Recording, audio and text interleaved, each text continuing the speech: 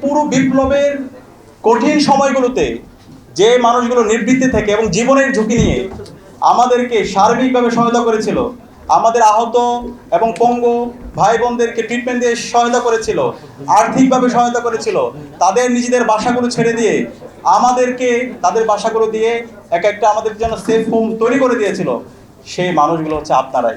তা আপনাদের এই অবদানের কথা আমরা আজীবন শ্রদ্ধার সাথে স্মরণ করবো। এই বিপ্লবের সফলতার পিছনে আপনাদের ডাক্তার কমিউনিটির অনবদ্য ভূমিকা আছে।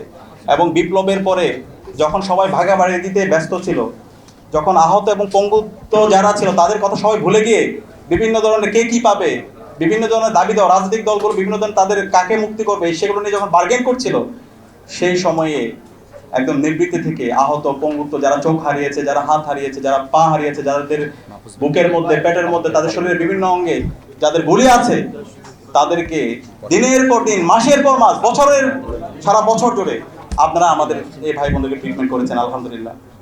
তো সেই অবদানের কথা, যে কাজ আপনারা করেছেন, সবকে জারির কাজ, এই কাজগুলো আমরা আল্লাহর কাছে দোয়া করছি। আমরা মানুষ হিসেবে আমরা আপনাদের কিছু দিতে পারবো না, কিন্তু আমরা আল্লাহর কাছে দোয়া করছি আল্লাহ তাআলা আপনাদের এই কাজগুলোকে মানুষের মুক্তির জন্য, মানবতার জন্য এবং দেশের জন্য, দেশের বীর এবং গাজীদের জন্য আপনারা যে অবদান রেখেছেন বিপ্লব এবং বিপ্লব পরবর্তী, আল্লাহর কাছে দোয়া করছি আল্লাহ তাআলা আপনাদেরকে উত্তম জাযা দান করুক। আমিন।